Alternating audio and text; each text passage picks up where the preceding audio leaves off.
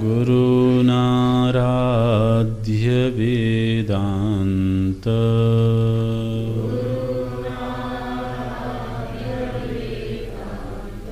सारं वक्ष्ये यथामति।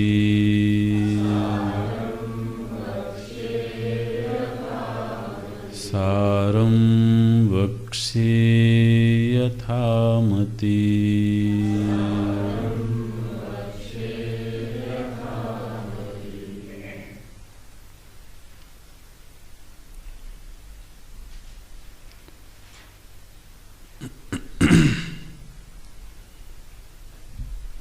काम्यानि स्वर्गादीष्ट साधनानि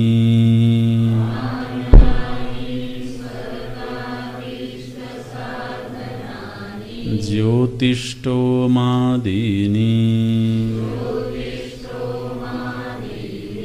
निषिद्धानि नरकाद्यनिष्ट साधनानि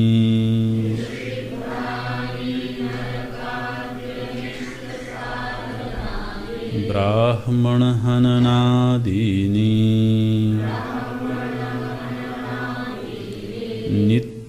नित्यान्यकरणे प्रत्यवाय साधनानि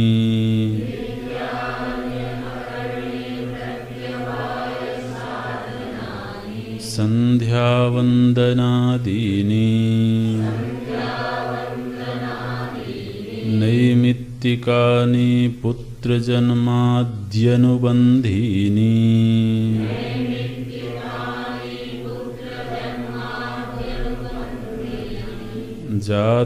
जातेष्ट्यादीनि प्रायश्चित्तानि पापक्षयसाधनानि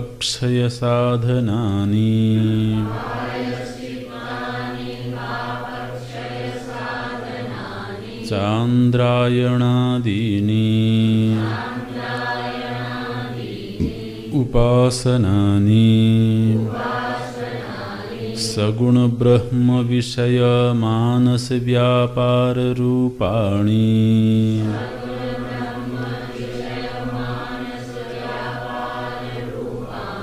शाण्डिल्य विद्यादीनि एतेषां नित्यादीनां बुद्धिशुद्धिः परं प्रयोजनम् उपासनानां तु चित्तैकाग्र्यम्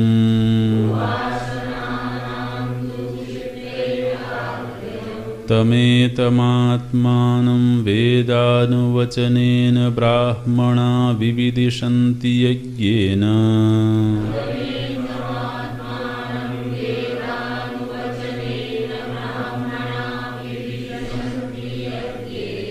इत्यादि श्रुतेः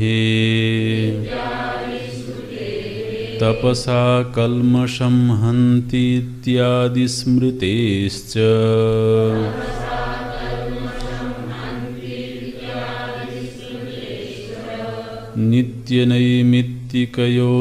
नित्यनैमित्तिकयोरुपासनानां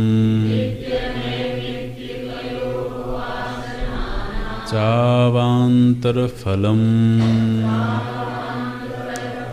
पितृलोकसत्यलोकप्राप्तिः कर्मणा पितृलोको विद्यया देवलोक इत्यादि श्रुतेः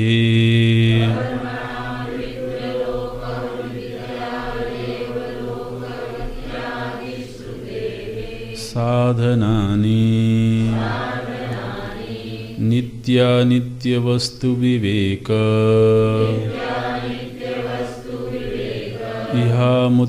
इहामुत्रार्थफलभोग विराग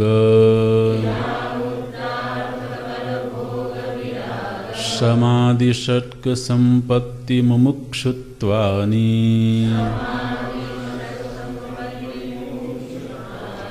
नित्यानित्यवस्तु विवेकः तावद् ब्रह्मैव नित्यं वस्तु ततः अन्यत् अखिलम् अनित्यम् इति विवेचनम् ऐहिकानां सृक्चन्दनवनितादि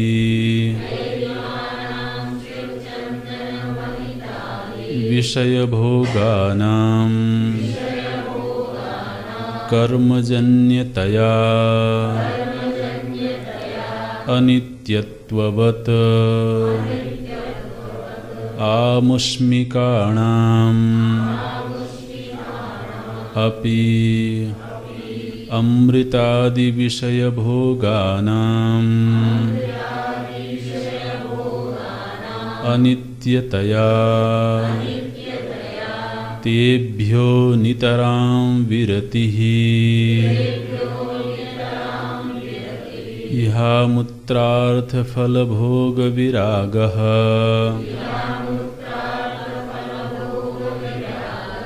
शमादयस्तु समदमोपरतितितिक्षा समाधानश्रद्धाख्याः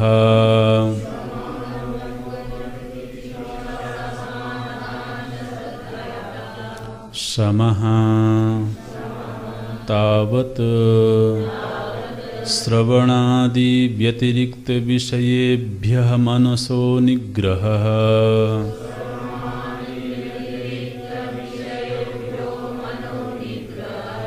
दमो बाह्येन्द्रियाणां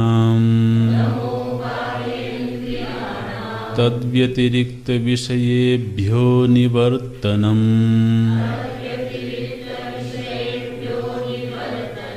निवर्तितानाम् एतेषां तद्व्यतिरिक्तविषयेभ्यः उपरमणम् उपरतिः अथवा विहितानां कर्मणां विधिना परित्यागः तितिक्षा शीतोष्णादिद्वन्द्वसहिष्णुता निगृहीतस्य मनसः श्रवणादौ तदनुगुणविषये च समाधिः समाधानम् गुरूपदिष्टवेदान्तवाक्येषु विश्वासः श्रद्धा मुमुक्षुत्वं मोक्षेच्छा एवं भूतः प्रमाता अधिकारी शान्तोदान्त इत्यादि श्रुतेः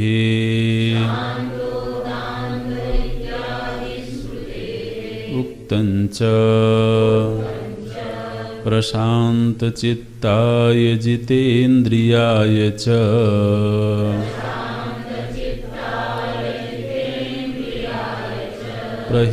प्रहीणदोषाय यथोक्तकारिणे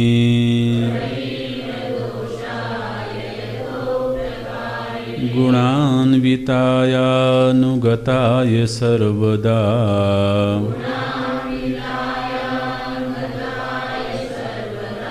प्रदेयमेतत् सकलं मुमुक्षवे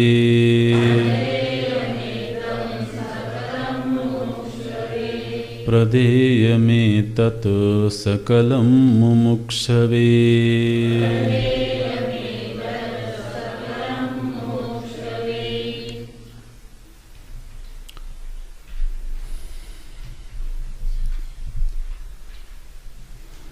एतेषां नित्यादीनां बुद्धिशुद्धिः परम प्रयोजनम। कोई व्यक्ति जब भली भांति अपने कर्तव्यों का अनुष्ठान करता है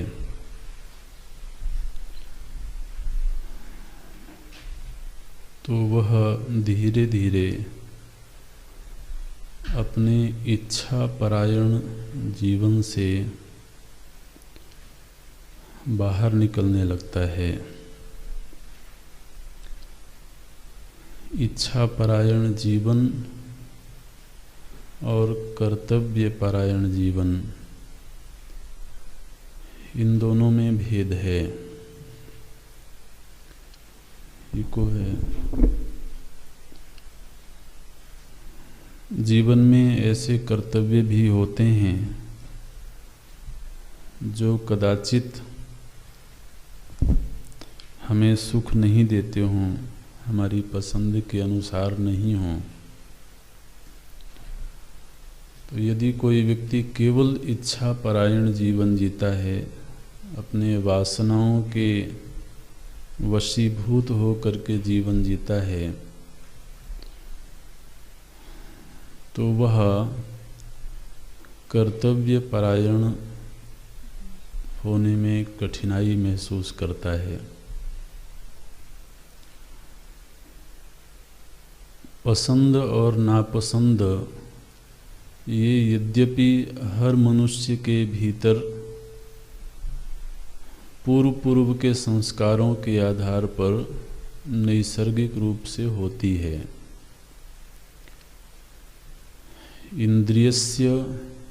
इंद्रियस्यार्थे रागद्वेषौ व्यवस्थितौ।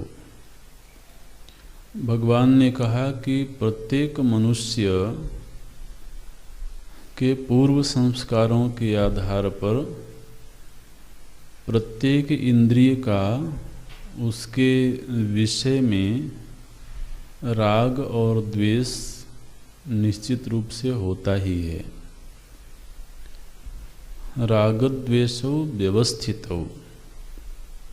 रागद्वेष मने पसंद और नापसंद। तो हम में से प्रत्येक व्यक्ति को ये मालूम है कि मुझे ये दृश्य पसंद है, ये पसंद नहीं है, यह व्यक्ति पसंद है, यह नापसंद है। खान पान में यह खाद्य पदार्थ मुझे पसंद है या नहीं पसंद है।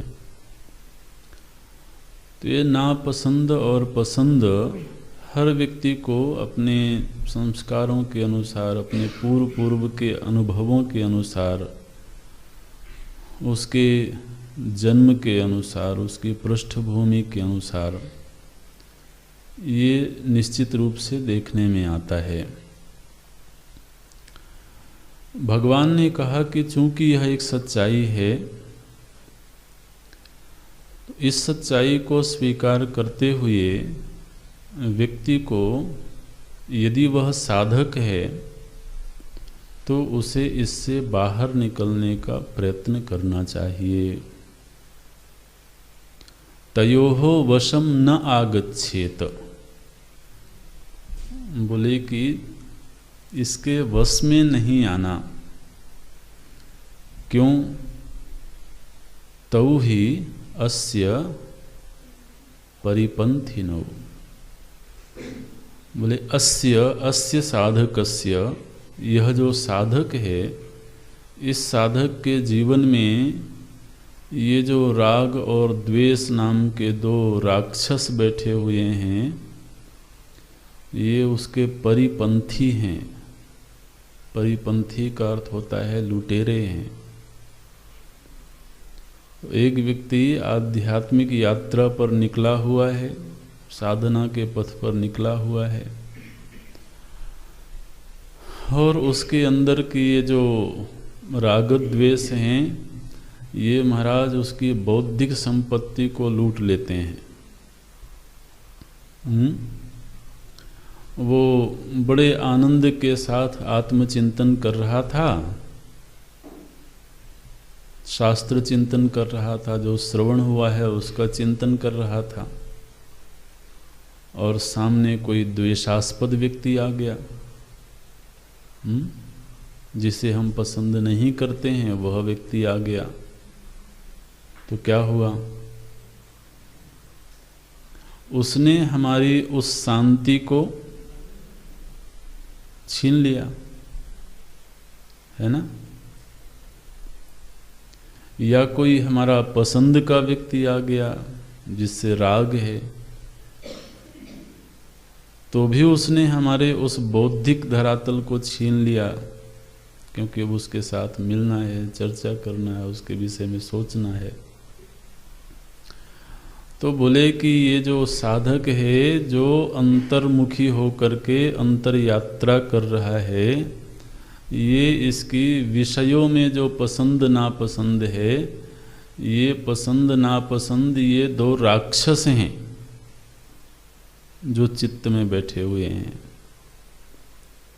और ये उसकी यात्रा में जो उसने थोड़ा बहुत संचित किया है धन, शम दम आदि की संपत्ति ही तो धन है। तो इस यात्रा में उसने जो शम दम उपरधि थोड़ा थोड़ा संचित करता है अपनी साधना से, अपनी दिनचर्या से, तो महाराज ये दोनों ही उसको छीन लेते हैं। तो ही अस्य परिपंथी न हो। तो व्यक्ति को अपने इस राग द्वेष के बंधन से बाहर निकलना होगा। उसका उपाय क्या है? बोले कर्तव्य परायणता। अगर मैं अपने कर्तव्य में संलग्न हूं तो धीरे धीरे, एक दिन में नहीं, लेकिन धीरे धीरे व्यक्ति इन लुटेरों से मुक्त हो जाएगा। माने एक विद्यार्थी होने के नाते, मानो कि मेरी पहचान ये है कि मैं एक विद्यार्थी हूँ, तो मेरा कर्तव्य है विद्याध्ययन करना, संध्या वंदन आदि नित्य कर्म करना। तो यदि तो मैं अपने कर्तव्य में लगा हुआ हूँ, तो मुझे अपने रागास्पद और द्वेषास्पद के विषय में सोचने का वक्त ही नहीं है। अगर तो हमने कर्तव्य के प्रति अपने आप को समर्पित कर रखा है, तो महाराज ऐसा दुनिया में कोई भी व्यक्ति नहीं है जिसके कर्तव्य उसको पूरी तरह से कार्य में नियोजित ना रखें। माने कर्तव्य परायण व्यक्ति कभी भी खाली नहीं बैठ सकता है, क्योंकि कर्तव्यों की कोई सीमा नहीं है। परिवार के प्रति कर्तव्य पूरा हुआ तो समाज के प्रति का जो कर्तव्य है वो सामने खड़ा हो गया। उसको किसी तरह से पूरा किया तो राष्ट्र के प्रति कर्तव्य है वो खड़ा हो गया। तो अब यदि कोई व्यक्ति पूरी निष्ठा के साथ अपने कर्तव्य में संलग्न हो, तो अब उसे राग द्वेष को सुरक्षित रखने के लिए वक्त कब मिलेगा? आप देख लेना, ये जो दूसरी चीजें होती रहती हैं ना कर्तव्य से हट करके, वो इसीलिए होती रहती हैं क्योंकि हमारे पास में वक्त है। और वक्त किस लिए है? क्योंकि हम कर्तव्य में संलग्न नहीं हैं।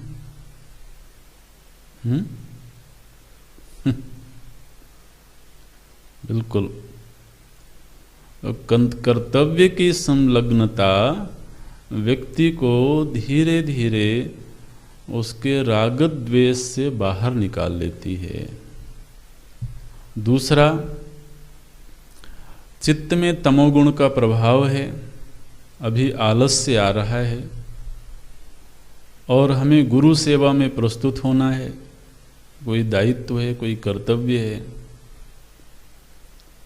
तो मन कहेगा आज रहने दो। क्योंकि मन तो गुणों के वश में है। मन अगर मुक्त हो जाए तब तो महाराज बात ही बन जाए। तो अब अगर उस समय पर तमोगुण का प्रभाव हुआ, उसके वश में आ गया, तो तो मन प्रस्ताव रखेगा और भी लोग हैं, कर लेंगे, तुम क्यों परेशान हो रहे हो। लेकिन पीछे से वो विवेक खड़ा हो गया कि नहीं, ये तो मेरा कर्तव्य है। तो महाराज व्यक्ति जैसे ही कर्तव्य में लगा तो धीरे धीरे वो जो तमोगुण हावी हुआ था वो शिथिल हो जाएगा। तो एक तो ये जो कर्तव्य परायणता है ये व्यक्ति को राग द्वेष की गुलामी से बाहर निकालता है, और यह राग द्वेष की गुलामी साधक के जीवन में बड़ी अनिष्टकारी है। वो आगे नहीं बढ़ पाता है, क्योंकि साधक तो श्रवण करता है कि मेरा प्रभु हर जगह है, मेरा जो आराध्य है, मेरा जो इष्ट है वो तो हर व्यक्ति के हृदय में है। विचार तो ये प्राप्त होता है, और व्यवहार क्या हो रहा है, बोले ये मेरा है और ये पराया है। ठीक है ना। तो राग द्वेष हमें अपना और पराया दिखाता है, और अध्यात्म कहता है सभी में वही है। तो अब व्यवहार और अध्यात्म में विरोध दिख रहा है। तो राग द्वेष से घिरा हुआ व्यक्ति अध्यात्म को नहीं जी सकता है, और जो अध्यात्म को नहीं जी सकता वो साधक नहीं है। ये तो साधारण लोग भी राग द्वेष में उलझे हुए हैं। अगर साधक भी उसी में उलझा है तो उनसे अलग कैसे हुआ। कर्तव्य परायण की बड़ी महिमा है महाराज। बुद्धि शुद्धि परम प्रयोजनम। क्या कहा गया कि अब जैसे नित्य कर्म किया तो नित्य कर्म से तो जो उसको नहीं करने से प्राप्त होने वाला दोष था उस दोष का निवारण हो गया, वो तो प्रत्यक्ष फल है। ठीक है ना। तो नैमित्तिक कर्म करने से कोई विशेष कामना की पूर्ति हो गई, वो तत्क्षण प्राप्त होने वाला फल है। लेकिन उसी कर्म का एक विशेष फल बता रहे हैं। वो फल क्या है, बोले व्यक्ति की जो चित्त वृत्ति है वो धीरे धीरे करके शुद्ध होती जाती है। चित्त वृत्ति की शुद्ध होने का मतलब क्या है, उसका मतलब है राग द्वेष से मुक्त होना। और दूसरा चित्त शुद्धि का मतलब है तमोगुण के प्रभाव से निकल के रजोगुण के प्रभाव में जाना, और धीरे धीरे रजोगुण के प्रभाव से निकल के सत्वगुण में जाना। तो कर्तव्य परायण व्यक्ति कभी भी तमोगुणी नहीं हो सकता है, कभी भी आलसी नहीं हो सकता, प्रमादी नहीं हो सकता है।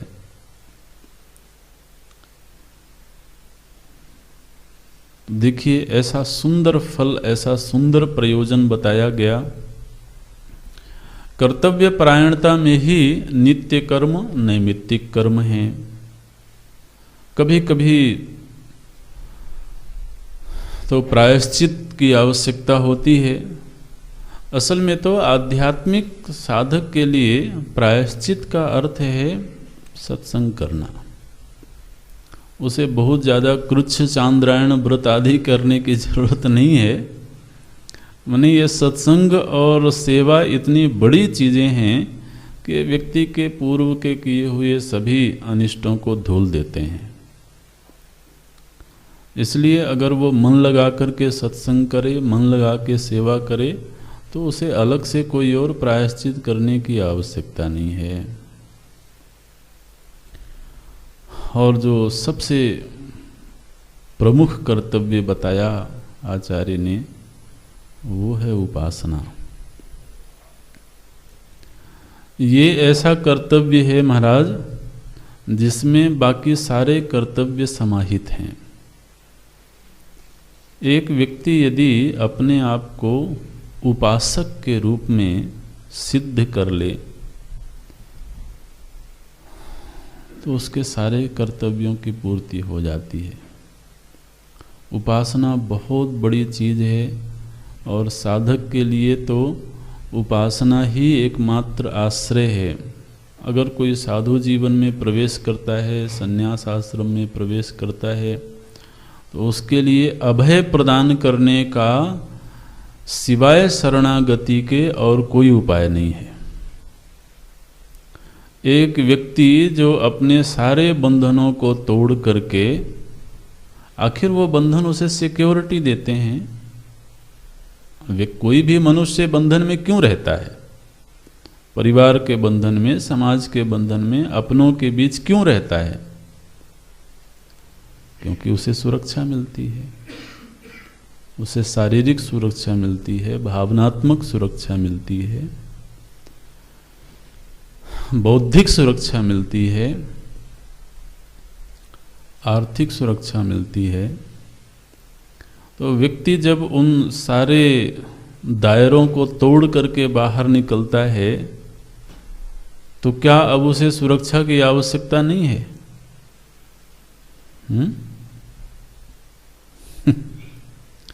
भाई एक मनुष्य होने के नाते तब भी उसे सुरक्षा तो चाहिए, उसे प्रेम चाहिए, उसे लोगों का सानिध्य चाहिए। तो उसकी पूर्ति कहाँ से होगी? बोले वो होती है शरणागति से।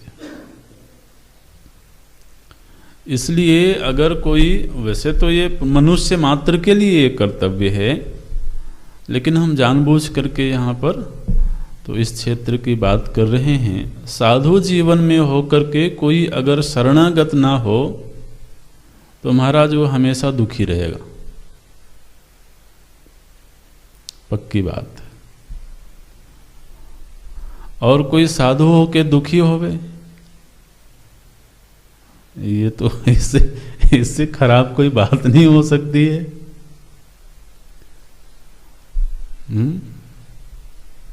लोग कहते हैं अगर साधु हो के भी दुखी होना था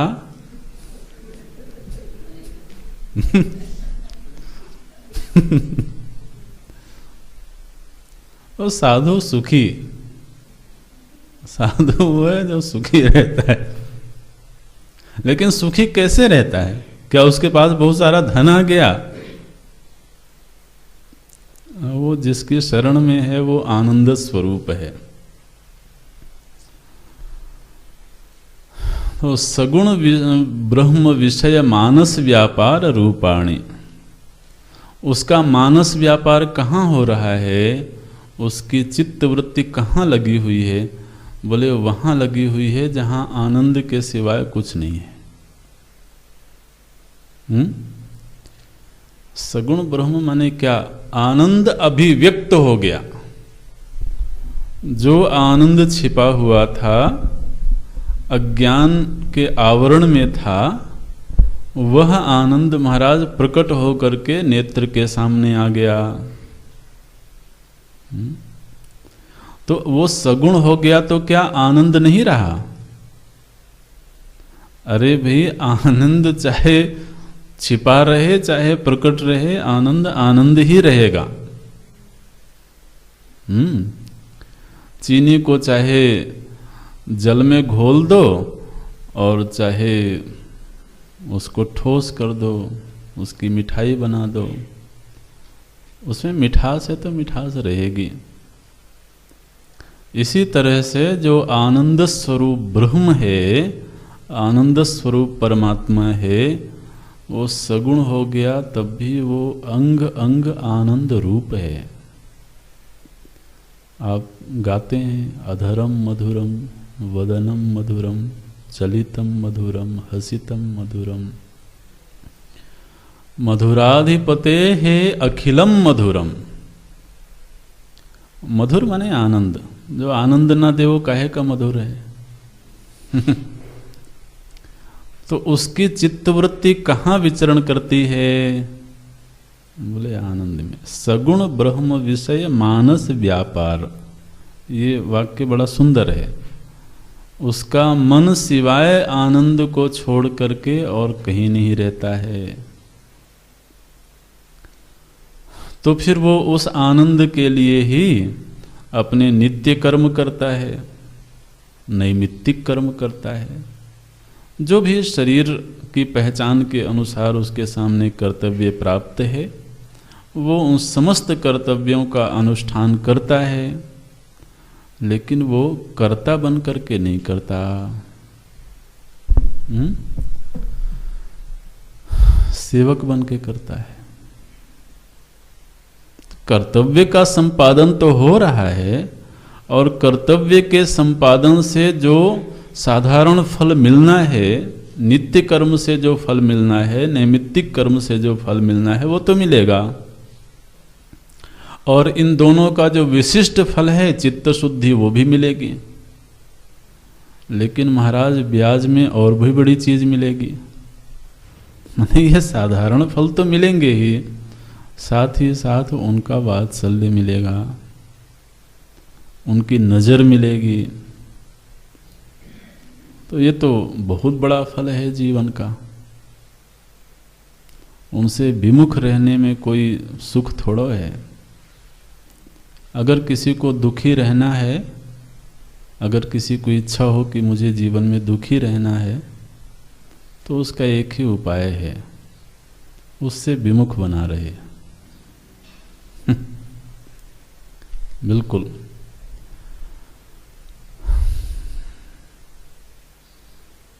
सन्मुख हो गए तो दुख गया।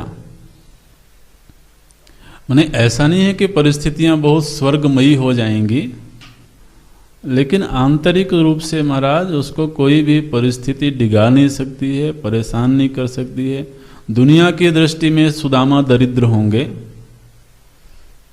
दुनिया की दृष्टि में, वो स्वयं की दृष्टि में संपन्न है। नाम की कमाई इतनी है कि वो बिल्कुल संपन्न है। उनको कभी इस बात का एहसास नहीं हुआ कि मैं विपन्न हूं। तो ये उपासना जो कर्म है, देखिए यहां पर आचार्य ने उपासना को भी कर्म के दायरे में रखा। वैसे तो हम लोग क्या पढ़ते हैं, उपासना को कर्म से भिन्न करते हैं। जिसे पढ़ा ना, कर्म, उपासना और ज्ञान। तो वहां तो कर्म से उपासना को थोड़ा सा अलग रखा। लेकिन यहां पर आचार्य कहते हैं कि उपासना भी एक प्रकार का कर्म है। बिल्कुल सही है, क्योंकि उसमें भी हम कुछ करते हैं। उपासना माने क्या, वहां कुछ करते हैं, पूजा करते हैं, जप करते हैं, ध्यान करते हैं, पाठ करते हैं, उनके मंदिर में जाते हैं, धाम में जाते हैं, तो कुछ ना कुछ क्रिया हो रही है। इसलिए उपासना को कर्म के क्षेत्र में रखा गया। और इसके लिए एक विशेष कर्म की ओर संकेत किया गया, शांडिल्य विद्या दीनी। तो शांडिल्य विद्या का प्रसंग वेदों में आता है। शांडिल्य विद्या का अर्थ होता है यह समझ। देखिए, शांडिल्य विद्या में किसी कर्म का नाम नहीं लिया गया। शांडिल्य विद्या ये कहता है कि एक ऐसी समझ व्यक्ति को प्राप्त हो जाए। क्या समझ? बोले, यह जान लेना कि जो परमात्मा सृष्टि का नियामक है, जो परमात्मा सर्वज्ञ है, जो परमात्मा सर्वशक्ति है, जो परमात्मा सर्वांतर्यामी है, वही परमात्मा मेरे हृदय में भी बैठा हुआ है। यह समझ शांडिल्य विद्या है।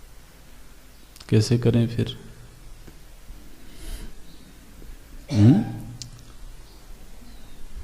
तो जो श्रवण हो रहा है वो तो ज्ञान के लिए हो रहा है ना। तो श्रवण को कर्म के क्षेत्र में रखें कि नहीं? अच्छा, आप कह रहे हो कि कर्म के क्षेत्र में रखें, ठीक है, हम मान लेते हैं। तो श्रवण एक कर्म है। अभी हम आपकी बात मान रहे हैं, ध्यान रखना।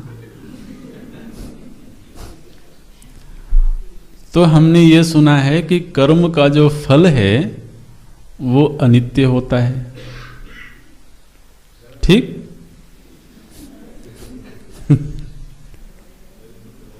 कर्म का फल अनित्य होता है। अच्छा, तो श्रवण से क्या फल प्राप्त होना है हमको? प्रमा बननी है ना, ज्ञान मिलना है। और प्रमा से क्या होगा? आत्मोपलब्धि होगी। तो कर्म अनित्य है, कर्म से प्राप्त फल जो प्रमा है वो अनित्य है, और उस प्रमा से प्राप्त होने वाला जो आत्मोपलब्धि है वो भी अनित्य होगी। हुआ ना? तो ये तो बड़ी अच्छी बात है। तो आप क्या कर रहे हो? बोले एक अनित्य मोक्ष की प्राप्ति के लिए तो जिस तरह से कर्म से स्वर्ग मिला था तो ठीक है, स्वर्ग तो मिला, लेकिन क्षीणे पुण्य मर्त्य लोकम विसंति, क्योंकि कर्म का फल था और अनित्य था। तो इसी तरह से महाराज प्रमा प्राप्त हुई, प्रमा से अज्ञान का निवारण हुआ और मुक्ति प्राप्त हो गई, लेकिन क्षीणे पुण्य फिर तो ये भी गड़बड़ हो जाएगा ना। इसलिए श्रवण मनन निदिध्यासन यह साधना कर्म के क्षेत्र में नहीं आती है।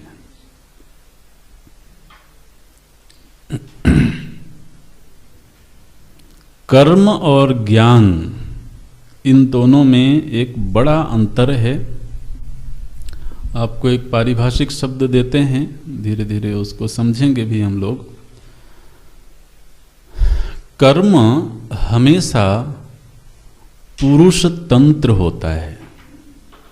पुरुष तंत्र, ये शब्द समझना है तो ये रहस्य खुल जाएगा। कर्म हमेशा पुरुष तंत्र होता है और ज्ञान हमेशा वस्तु तंत्र होता है। पुरुष तंत्र और वस्तु तंत्र, ये ज्ञान और कर्म में एक बड़ा मूल अंतर है। दुनिया के लोग या कई बार अध्यात्म में भी रहने वाले लोग इस अंतर को नहीं समझ पाते हैं। हालांकि यह अंतर खुली आंखों से दिखाई देता है, लेकिन लोगों को समझ में नहीं आता है। पुरुष तंत्र का मतलब क्या है कि जैसे हमारे सामने एक कर्म है, अब मैं हमेशा इस बात के लिए स्वतंत्र हूं कि मैं उस कर्म को करूं या नहीं करूं, और या कि फिर अन्यथा करूं। तो कर्तुम अकर्तुम अन्यथा कर्तुम स्वतंत्रः कर्ता। कर्ता जो है भाई, कर्ता होगा जब तो कर्म होगा ना, बिना कर्ता के कर्म का संपादन कैसे होगा? तो कर्ता कौन है? बोले कर्ता वह है जो कर्तुम अकर्तुम अन्यथा कर्तुम स्वतंत्र। और जैसे संध्या बंदन एक कर्म है, ठीक है, एक कर्तव्य कर्म है, और मैं करता हूं। तो अब मेरी ये स्वतंत्रता है कि मैं संध्या करूं अथवा नहीं करूं, और यदि करूं तो अन्यथा करूं, मतलब जैसा विधान बताया गया है वैसा नहीं करके कुछ और ढंग से करूं। ठीक है, तो आप देखिए कि मनुष्य जीवन में जितने तरह के कर्तव्य हैं उन कर्तव्यों को करने नहीं करने अन्यथा करने की स्वतंत्रता मनुष्य के पास होती है। ज्ञान क्या है? वह पुरुष तंत्र नहीं है। पुरुष तंत्र का मतलब माने पुरुष तंत्र नहीं है माने क्या? बोले जिस विषय का ज्ञान प्राप्त करना है वह विषय जैसा है वैसा ही जानना पड़ेगा। माने वस्तु जैसी है उसको वैसी ही जानेंगे तभी वो ज्ञान होगा। माने कोई सोचे कि नहीं आज मैं इसको दूसरे ढंग से जानता हूं, तो वहां व्यक्ति की स्वतंत्रता नहीं है। जैसे अग्नि उष्ण है, ठीक है, अग्नि का स्वभाव है कि अग्नि उष्ण है। अब अग्नि एक वस्तु है और वस्तु की एक प्रकृति है, उसका एक स्वभाव है। तो अब व्यक्ति जब भी अग्नि को जानेगा तो उष्ण ही जानेगा। किसी दिन उसके मन में ख्याल आए कि नहीं आज तो मैं इसको शीतल जानूंगा, तो वो जो वस्तु की प्रकृति है वो आपके ख्याल की परवाह नहीं करती है। वस्तु का जैसा स्वभाव है वैसा ही जानना होगा, वहां व्यक्ति का स्वातंत्र्य नहीं है।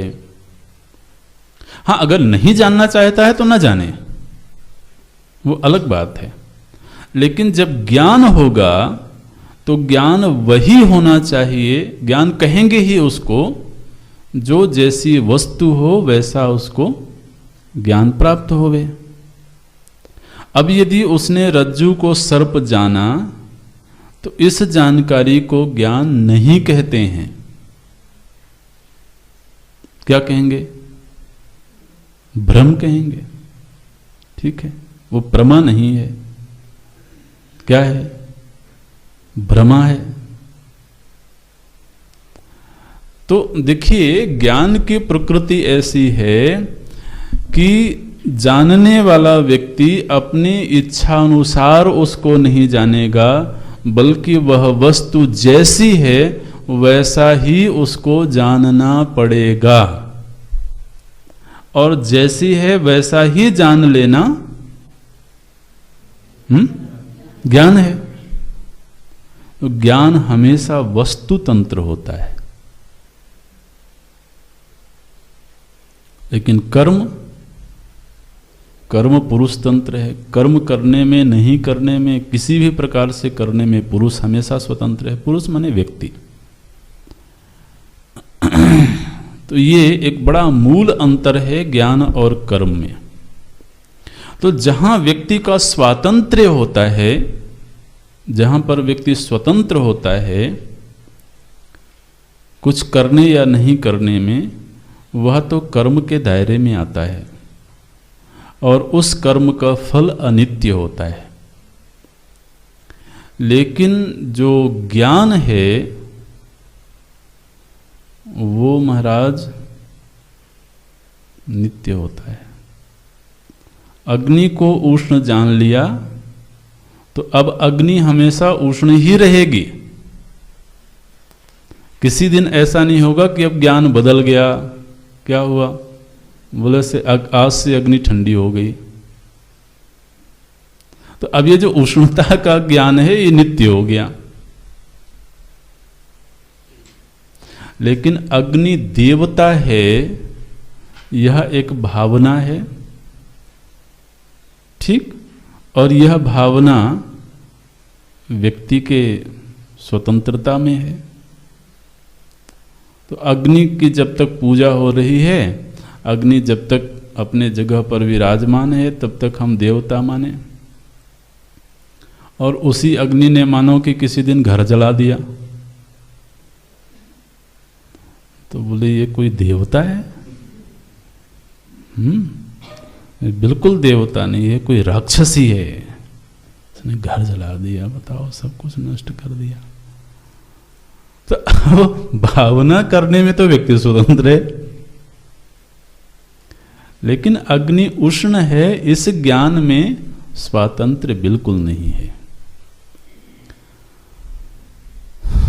तो ये कर्म और ज्ञान में एक बड़ा मूल अंतर है।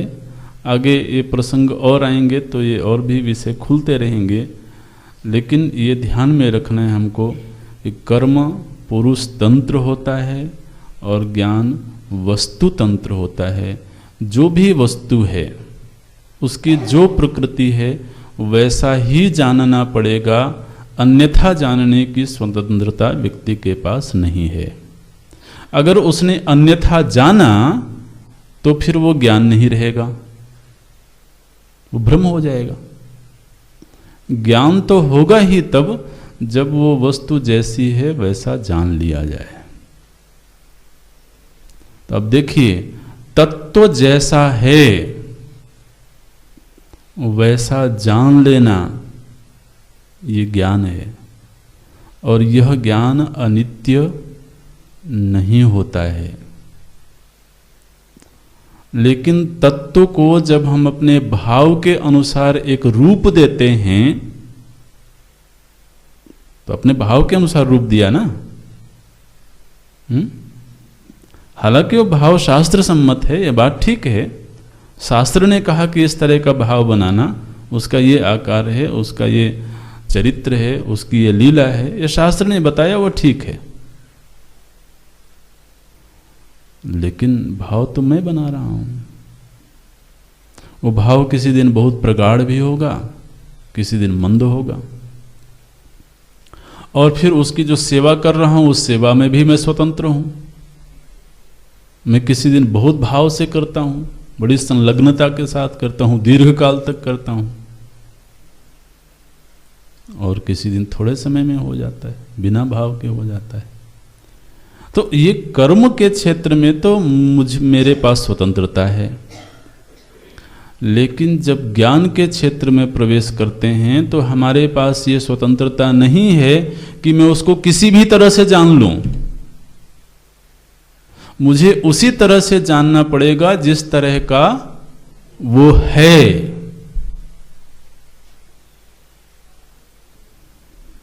ये वस्तु तंत्र ज्ञान होता है। इसलिए ज्ञान को कर्म से पृथक रखा जाता है और उसका फल नित्य होता है। ज्ञान की प्राप्ति होती है श्रवण में, इसलिए श्रवण को कर्म के दायरे में नहीं रखा गया। श्रवण, मनन, निदिध्यासन, यह जो साधनाएं हैं, ये तीनों ही साधनाएं कर्म से भिन्न हैं। कर्म के दायरे में आप रख देंगे तो फल अनित्य हो जाएगा, और अनित्य फल होने से फिर नित्य मोक्ष की प्राप्ति कभी नहीं हो सकती है।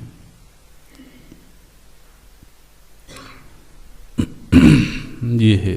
दूसरा एक और हल्का सा इसका तर्क है, वो ये है कि श्रवण में मुख्य रूप से हमारी ज्ञानेंद्रियां ही क्रियाशील होती हैं। ठीक है ना। श्रवण किससे होता है? श्रवण इंद्रिय से, ज्ञान इंद्रिय है, और अंतःकरण से। माने ज्ञान इंद्रिय के साथ अंतःकरण भी होना चाहिए ना। केवल ज्ञान इंद्रिय हो तो फिर तो कैसे बनेगा। तो अब अंतःकरण भी ज्ञानात्मक है और कर्ण इंद्रिय भी ज्ञानात्मक है। कर्म इंद्रिय का इसमें कोई विशेष सहयोग नहीं है।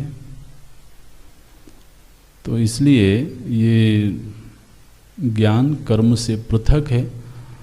ज्ञान की प्राप्ति श्रवण मनन आदि में होती है, इसलिए इसको कर्म से भिन्न रखना।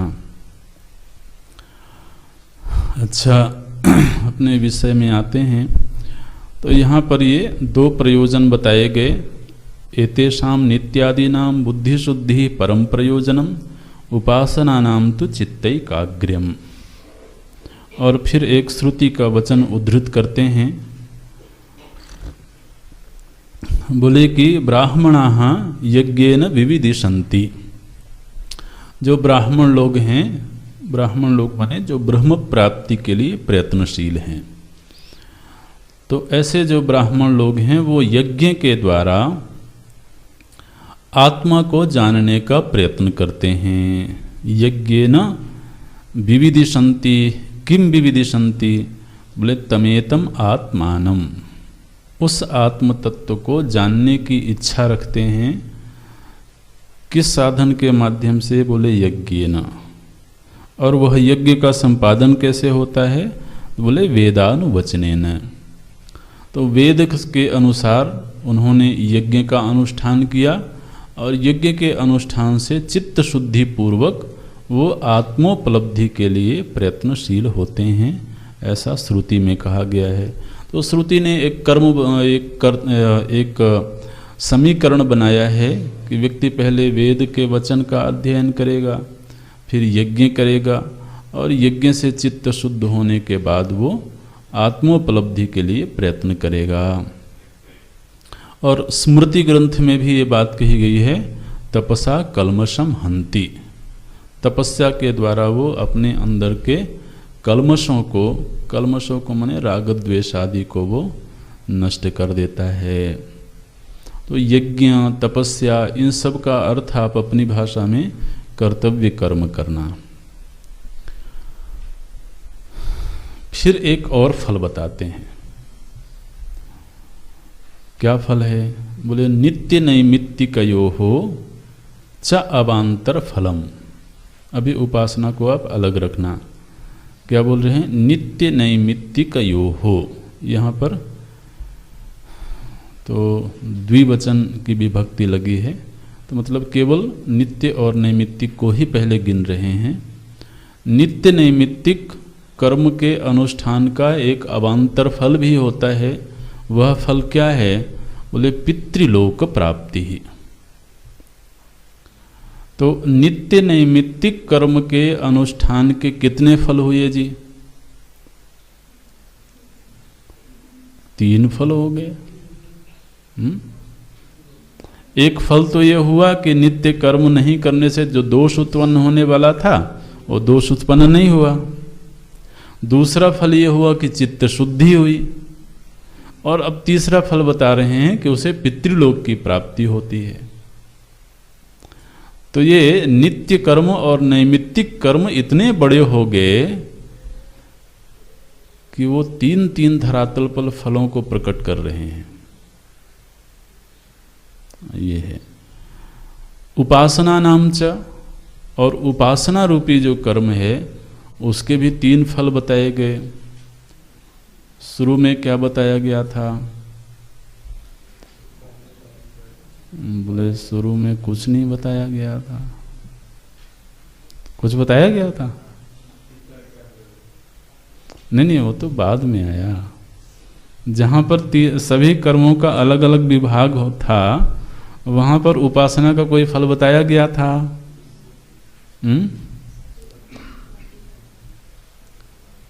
आप देख लो, पुस्तक देख लो फिर से। उपासना नाम सगुण ब्रह्म विषय मानस व्यापार रूपाणी। वहां तो मानस व्यापार बताया गया, कोई फल बताया गया है क्या वहां? कोई फल तो नहीं बताया गया। तो फिर नित्य और नैमित्तिक के तो 3 फल बताए जा रहे हैं और उपासना के केवल 2 ही फल बताए जा रहे हैं। आगे आया तो चित्तैकाग्र्यम है ना, एक फल तो बताया गया चित्त की एकाग्रता। और यहाँ पर बोल रहे हैं उपासना नाम च सत्यलोक प्राप्ति ही। उपासना से सत्यलोक की प्राप्ति होती है। तो महाराज जहाँ पर पृथक पृथक कर्मों का प्रसंग था, वहाँ उपासना का तो कोई फल नहीं बताया गया। ये क्या हुआ जी? हम्म? हम्म। असल में वहां पर मन का उनमें लगा रहना ही फल है। क्या कहा गया? मानस व्यापार रूपाणी। तो मन बाकी विषयों से हट करके उस आनंद तत्व में लगा रहे, यही फल है। उपासना माने वो क्रिया, ठीक? पूजा की क्रिया है, जप की क्रिया है, ध्यान की क्रिया है। उस क्रिया का फल क्या है?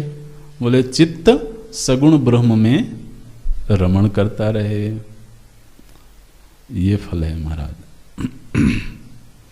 तो सगुण ब्रह्म को छोड़ करके चित्त वृत्ति कहीं जाती नहीं है, ये बड़ा दिव्य फल है। और फिर दूसरा फल बताया गया, उसे चित्त एकाग्र होने लगता है। और यहाँ पर बोल रहे हैं कि उसे फिर अपने इष्ट के लोक की प्राप्ति हो जाती है। सत्य लोक प्राप्ति माने इष्ट के लोक की प्राप्ति, ये अवान्तर फल है। माने ये शरीर त्याग के अनंतर प्राप्त होने वाले फल हैं। पूर्व के जो फल बताए गए हैं वो शरीर में रहते हुए ही, जैसे पुत्रेष्टि यज्ञ कर रहा है कोई, नैमित्तिक कर्म है, तो इसी शरीर में उसको पुत्र की प्राप्ति हो गई है ना। दोषों से मुक्त होने के लिए नित्य कर्म कर रहा है, तो इसी शरीर में उसकी प्राप्ति हो गई। लेकिन अब पितृलोक की प्राप्ति तो फिर इस लोक से जाने के बाद होगी, ऐसे है। तो ये अवान्तर फल है। तो मुख्य रूप से तो इस प्रसंग में ये फलों की चर्चा हुई है, वो ठीक है। लेकिन एक साधक की दृष्टि से, एक मुमुक्षु की दृष्टि से, इन समस्त कर्तव्यों के अनुष्ठान का फल क्या है?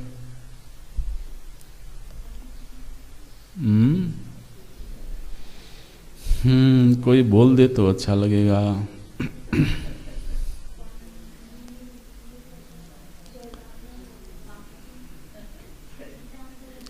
नितांत निर्मल स्वांतः, यही बोला गया था ना।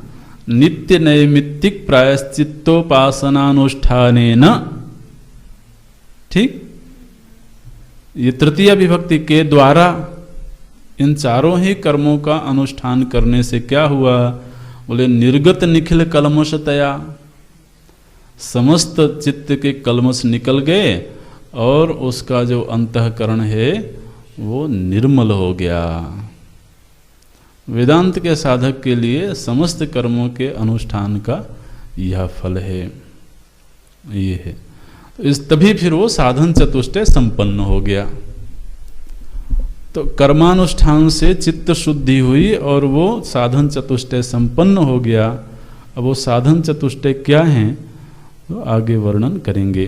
हालांकि हम लोग पढ़ चुके हैं, इसलिए ज़्यादा दिक्कत नहीं होगी, अगली कक्षा में देखते हैं।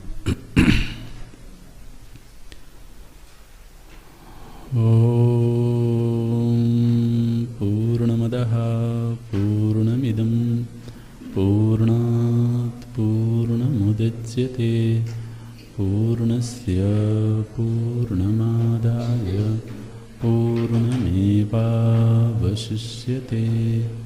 ओम शांति शांति शांति। हरि ओम। श्री गुरुभ्यो नमः। हरि ओम।